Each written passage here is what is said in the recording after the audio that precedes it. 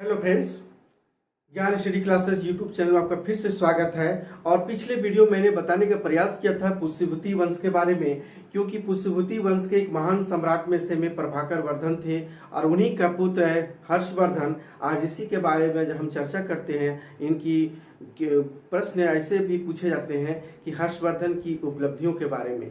तो ये आज इसी की उपलब्धियों के बारे में हम चर्चा करते हैं कि पुष्यभूति वंश का महान शासक के रूप में हर्षवर्धन भी था। इनका जन्म जो है 590 ईस्वी में 606 ईस्वी में थानेश्वर का और बाद में कन्नौज का शासक बना। इनकी प्रभाकर वर्धन के बाद इनके बड़े भाई राजवर्धन ही जो है शासक बने थे, लेकिन इनकी जो है राजवर्धन की हत्या कर दी जाती है और यही शासक यानी हर्षवर्धन उसके बाद जो शासक बनते हैं। और शासक बनने के बाद जो है वह अपने भाई की बदला लेने के लिए यानी देवगुप्त और शशांक से बदला लेने की प्रतिज्ञा करते हैं और अपनी बहन खोज के लिए जो है कन्नौज की ओर आगे बढ़ा और अपने जो सेनापति जो भंडी हैं और अपने मित्र दिवाकर मित्र के सहयोग से जो है अपनी बहन को खोज निकालते हैं। और इस तरह से दिवाकर मित्र हर्षवर्धन का मित्र ही था, उसी के सहयोग से ही ढूंढे थे और इस तरह से जो है राजश्री को जो है काफी प्रोत्साहित भी किया। यहाँ तक कि कन्नौज में जो उनकी बहन राजश्री जो है हर्षवर्धन की सहायता से राज्यभार संभाला, लेकिन वास्तविक शक्ति किसके हाथ में? हर्षवर्धन के हाथों में रही थी। हर्षवर्धन ने थानेश्वर में और कन्नौज तक अपना राज्य विस्तार किया, यहाँ तक कि अपनी राजधानी कन्नौज ले आया। हर्ष ने गोड़ के शशांक से युद्ध में जा रहे थे इसी बदला लेने के लिए, तो उस समय अपने उनके युद्ध सचिव जो थे अवंती थे, उन्हीं के माध्यम से जो एक घोषणा करवाया गया था कि पूर्व में उदयाचल और पश्चिम में अस्ताचल और इस तरह से उत्तर में गंधमादन और दक्षिण में जो है त्रिकूट तक समस्त शासकों को युद्ध के लिए जो है तैयार हो जाने के लिए आह्वान किया गया। इसी दिग्विजय के लिए जो कुछ करने के लिए उन्होंने आदेश दिया।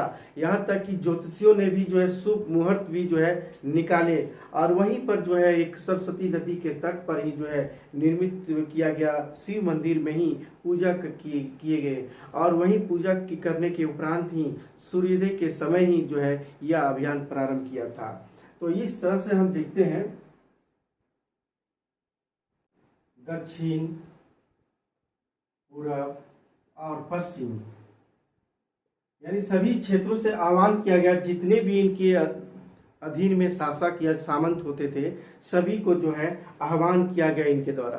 अब पहले दिन की यात्रा के बाद हर्ष ने सबसे पहले देखते हैं कि कामरूप के राजा जो भास्कर वर्मन यानी हमारा असम जो है भास्कर वर्मन, तो ये भास्कर वर्मा के जो थे, क्योंकि ये जो है असम के जो राजा थे, वह जो है अपने एक हंसवेग नामक दूत को भेजा गया और वह जो है मित्रता कायम करने के लिए जो है भेजा गया प्रस्ताव लेकर। और यह कैसा बहुमूल्य उपहारों के साथ जो है आया था वह हंसवेग। ये प्रश्न पूछे गए बहुत बार कि हंसवेग ही जो है या दूत के रूप में जो है मित्रता के लिए गया था और बहुमूल्य वस्त्रों को लेकर ही गया था ताकि जो है उनसे मित्रता हो सके। और इस तरह से पहली बार जब वह युद्ध के लिए निकला यानी शशांक से युद्ध के लिए, तो उसी जो है हंसवेग दूत ही था जो भास्कर वर्मन का दूत था जो भेजा गया था मित्रता कायम करने के लिए। तो आइए हम लोग देखते हैं कि सबसे पहले जो है ये हर्षवर्धन के बारे में कि हर्षवर्धन का जन्म जो है 590 ईस्वी में इनका जन्म हुआ था। और इस तरह से देखते हैं कि जो है 606 ईस्वी में वह शासक बना था, क्योंकि इनके बड़े भाई की मृत्यु हो गई जो धोखे से हत्या कर दी गई थी, जो मालवा के जो देवगुप्त और गोड़ के शासक शशांक ने, क्योंकि ये बंगाल में ही गोड़ के शासक है, गोड़ पड़ता है, शशांक जो यहाँ के थे। और शशांक और मालवा का जो थे हमारा देवगुप्त, तो देवगुप्त दोनों मिल करके जो है षड्यंत्र के द्वारा जो है या अपने पिछले वीडियो मैंने बताने का प्रयास किया था कि जो दरबार में बुलवा करके जो है हत्या करवाता है और राजश्री किसी तरह भाग के निकलती, क्योंकि उसकी बहन भी साथ में गई थी, निहत्ते गए थे राजवर्धन। तो इसके बाद जैसे ही खबर मिली तो वह शासक बना। इनका हर्षवर्धन का उपनाम क्या है? शिलादित्य। बहुत इंपॉर्टेंट है, जो प्रश्न पूछे जाते हैं सब परीक्षाओं में। पंचदेश का स्वामी कहा गया है इसे, पंचदेश का स्वामी कहा गया है। तो इस तरह से जो है, या पंचदेश यानी कुछ कुछ क्षेत्र था, जो क्षेत्रों पर जो अधिकार कायम किया था, जैसे हमारा उत्कल, उड़ीसा, श्रावस्ती और इसी तरह मिथिला, गौड़, ये सब 5 क्षेत्र थे। तो उन जीतने के बाद जो है पंचदेश का स्वामी जो है इसे कहा गया। स्वयं को, अपने आप को क्या कहा था? राजपुत्र कहा था इन्होंने। इसी तरह इनकी उपाधि है, उपाधि क्या है? मगध राज। मगध पर अधिकार किया था 1641 में, तो मगध राज की उपाधि इन्होंने ग्रहण किया था। ये बहुत इंपॉर्टेंट है। शकलोतरापत नाथ, यानी पूरे उत्तर भारत पर जब अभियान किया था, जब अधीन किया था, तो शकलोतरापत नाथ की उपाधि धारण किया था। और एक और था परमेश्वर की उपाधि। कहा जाता है कि चालुक्य शासक जो यहाँ पर जो पुलकेशिन द्वितीय जो थे, यानी पुलकेशिन द्वितीय जो थे, उनसे युद्ध हुआ था। और उसी के युद्ध के उपरांत में जो है ये हमारा हर्षवर्धन जो है परमेश्वर की उपाधि ग्रहण किया था। यहाँ देखते हैं जवदे ने जो है कविता का कामिनी का हर्ष कहा है, और सोढल, क्योंकि इनके दरबार सब लोग थे, वाणी का हर्ष कहा। यानी सोढल ने क्या कहा? वाणी का हर्ष कहा। ये बहुत इंपॉर्टेंट है, इसको नोट कर लेंगे सभी कंटेंट जितने भी हैं। और इनके 3 नाटक हैं जो पिछले वीडियो में मैंने बताने का भी प्रयास किया था, रत्नावली, प्रियदर्शिका और नागानंद। तो इस तरह से हमारे हर्षवर्धन पहले क्या थे?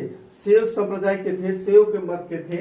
लेकिन इनके मित्र जो थे, दिवाकर मित्र, वो हीनयान संप्रदाय के थे, लेकिन वह हीनयान से भी संबंधित थे। यानी हीनयान को दिवाकर मित्र से संबंध हुआ तो बौद्ध धर्म हीनयान को माने।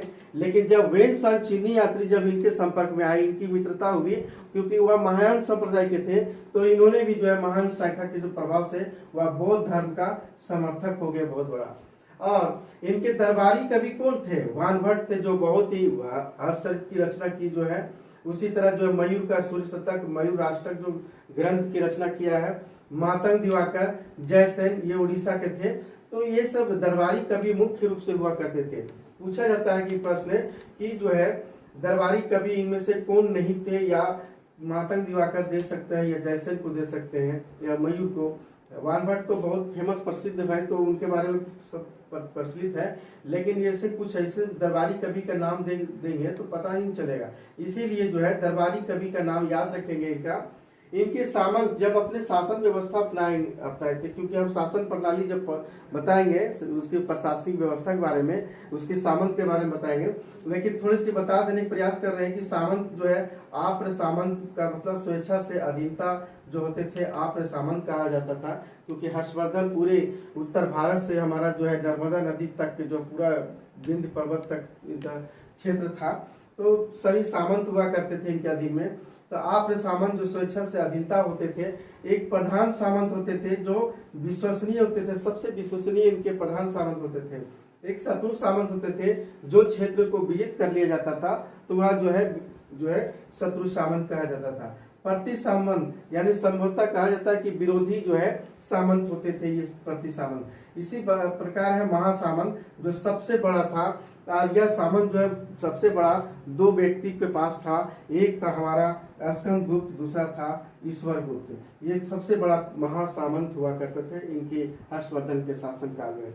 अब हम इसका देखते हैं, इसका विजय अभियान, यानी विजय अभियान जो चलता है, यानी हर्षवर्धन का अपना बदला लेने के लिए शुरुआत, क्योंकि अपने बड़े भाई का अब गौड़ के शासन शशांक और से युद्ध हुआ, लेकिन 619 में उसकी मृत्यु हो गई और उसके गौड़ को जो है अपने अधीन में कर लिया।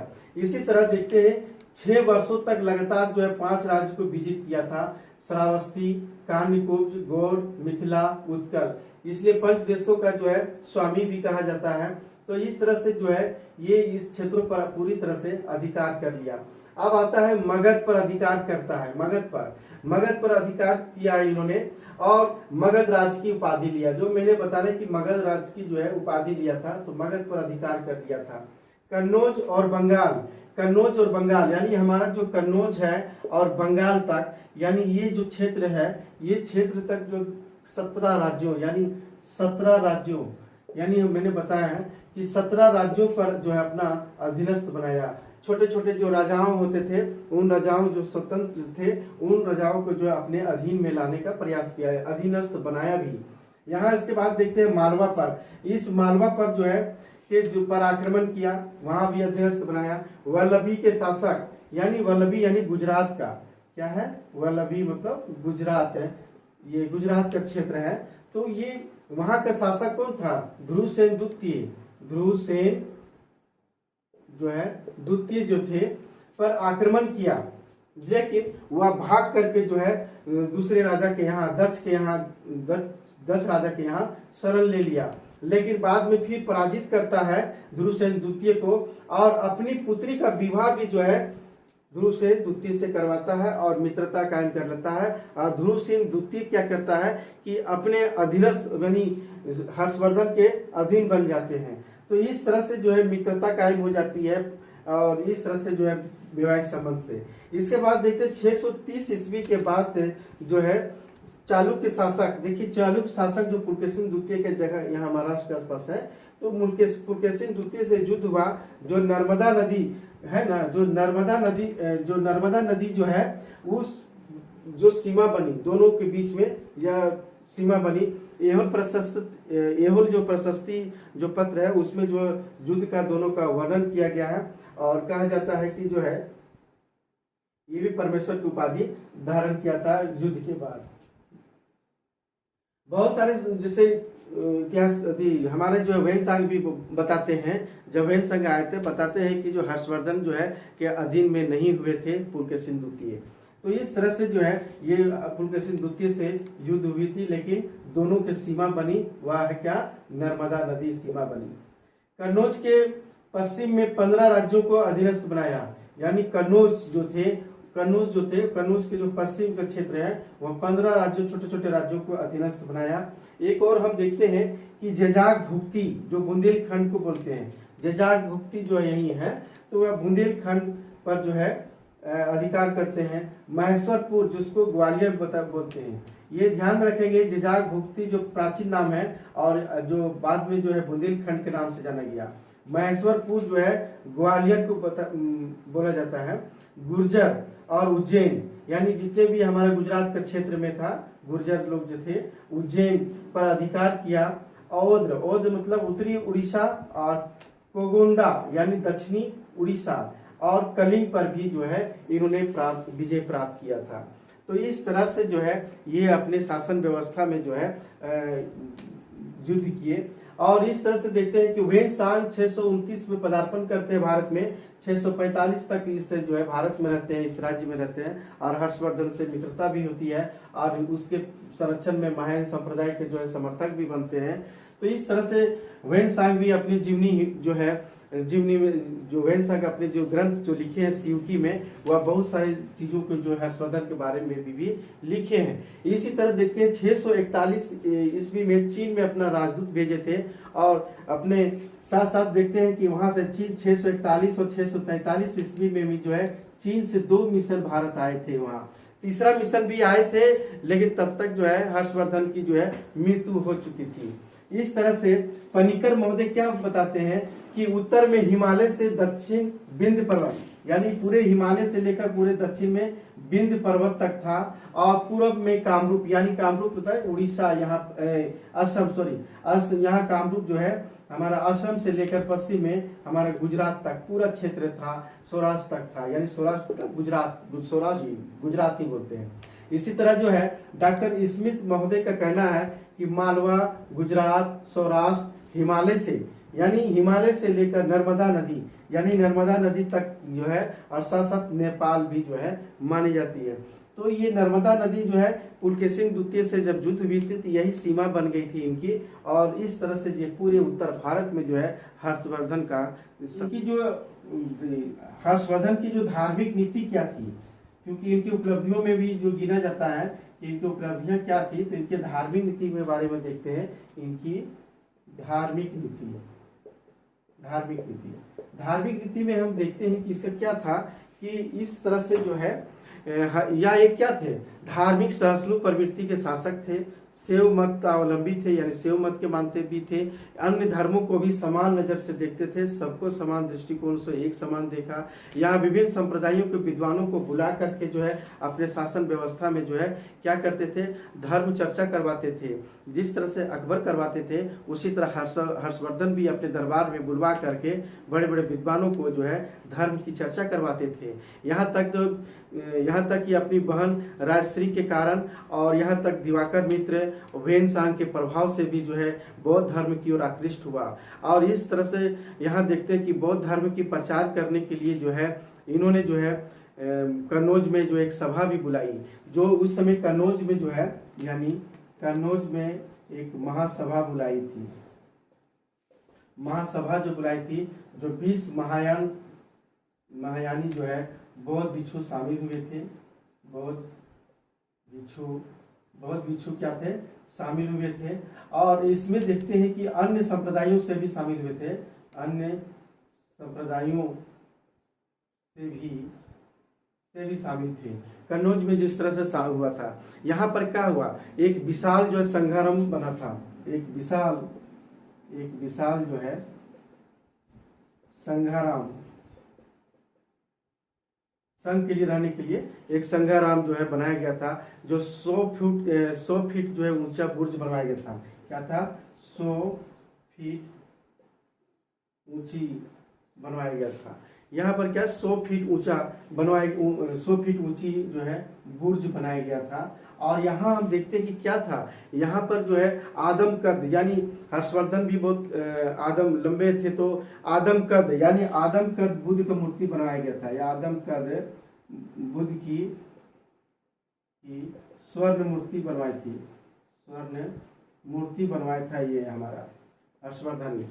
और इस तरह से इसी अवसर पर वेनसांग जो बताते हैं अपने जो ग्रंथों के द्वारा जो है बताते हैं कि संघाराम में आग लग गई थी, हर्षवर्धन की जो है हत्या का प्रयास की गई थी। यहाँ तक कि हर्षवर्धन ने जो है 500 ब्राह्मणों को निष्कासन का उल्लेख जो है ये वेनसांग करते हैं कि ये ऐसी घटना हुई थी। इस सभा में महायान संप्रदाय की श्रेष्ठता स्थापित की गई थी। इसे यहाँ हर्षवर्धन ने कश्मीर, एक था कि हर्षवर्धन जो है कश्मीर से जो है बुद्ध का दांत मंगवाकर कन्नौज में जो है स्थापित करवाया था।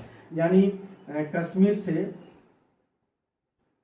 बुद्ध का दांत मंगवाकर कन्नौज में प्रतिष्ठापित करवाया था। क्या था, प्रतिष्ठापित करवाया था। तो ध्यान में रखेंगे कि ये जो है इसकी धार्मिक नीति में यह बहुत बड़ा है कि कन्नौज में महासभा हुई थी, विशाल जो है संघाराम की जो 100 फीट ऊंची और बुर्ज बनाया था। उसी तरह आदम का बुद्ध की स्वर्ण मूर्ति मंगवाए थे, कश्मीर से जो है बुद्ध का दांत मंगवाकर और प्रतिष्ठापित करवाए थे। इसी तरह देखते हैं कि जो है बौद्ध धर्म का समर्थक होने के बावजूद भी ब्राह्मण धर्म में उसकी रुचि कम नहीं हुई, बल्कि उन्होंने जो है हर एक 5वें वर्ष में प्रयाग में जो है क्या किया गया, महामोक्ष जो है सम्मेलन किया इन्होंने। क्योंकि उनकी जो है रुचि ऐसा नहीं था कि ब्राह्मणों को जो निष्कासित किया गया था कि ब्राह्मण में रुचि कम हो गई, ऐसे हर्षवर्धन में नहीं थे। धर्म सहिष्णु प्रवृत्ति के थे।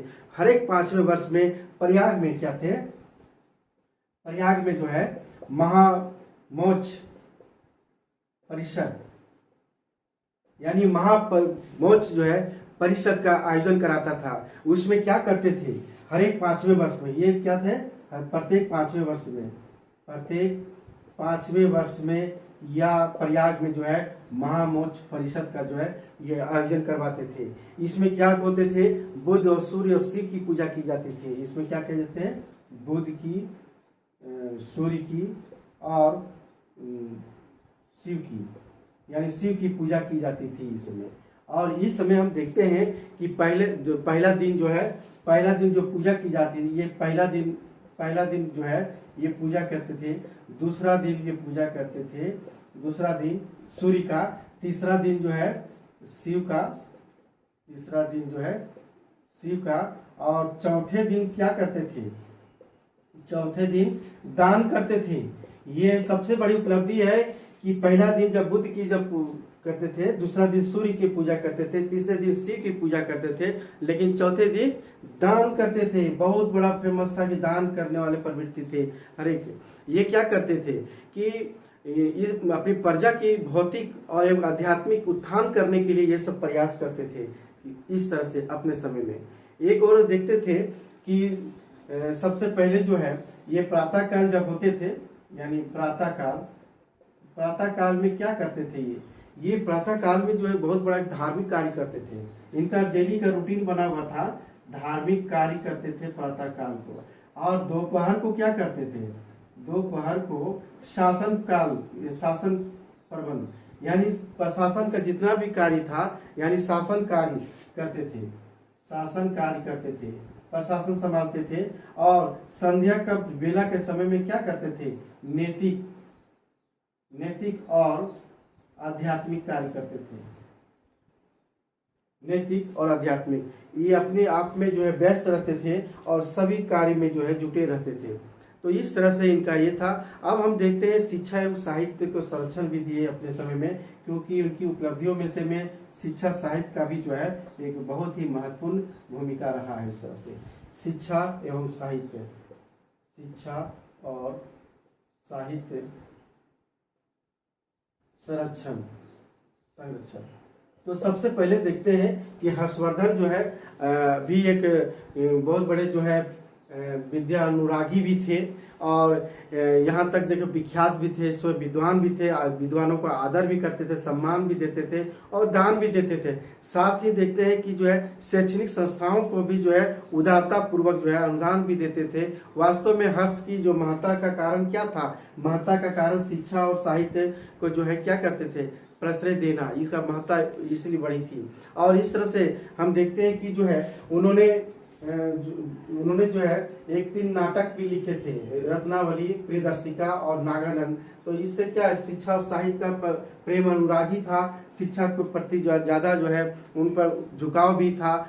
आरसी मजूमदार क्या बताते हैं इसके बारे में, वह युद्ध और शांति में जिस तरह से कार्यों को समान रूप से कुशल था, उसी तरह देखते हैं कि उसी कुशलता के रूप में वह जो तलवार को पकड़ सकता था और उतनी ही कुशलता से कलम भी पकड़ सकता था।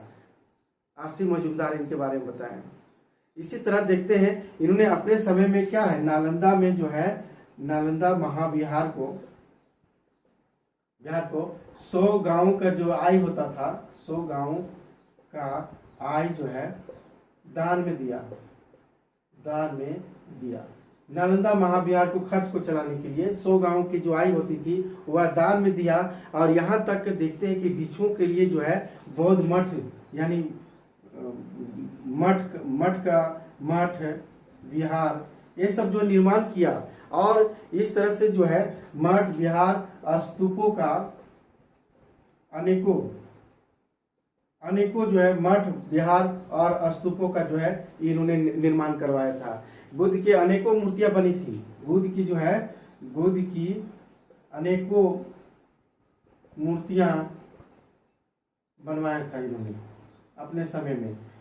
बौद्ध धर्म की प्रचार करने के लिए काफी इन्होंने जो संरक्षण भी दिया था। और प्रतिदिन 100 बौद्ध भिक्षुओं को कहा जाता है कि प्रतिदिन 1000 बौद्ध भिक्षुओं को और 500 ब्राह्मणों को भोजन करवाता था, कहा जाता है। तो इस तरह से इससे प्रतीत होता है शिक्षा और साहित्य के क्षेत्र में जो संरक्षण और उनकी महत्ता काफी बड़ी थी। और शिक्षा साहित्य को संरक्षण दे करके अपनी उपलब्धियों में से में एक गिना गया। इसीलिए हर्षवर्धन को यानी पुष्यभूति वंश के महान सम्राटों में से इनका गिना जाता है।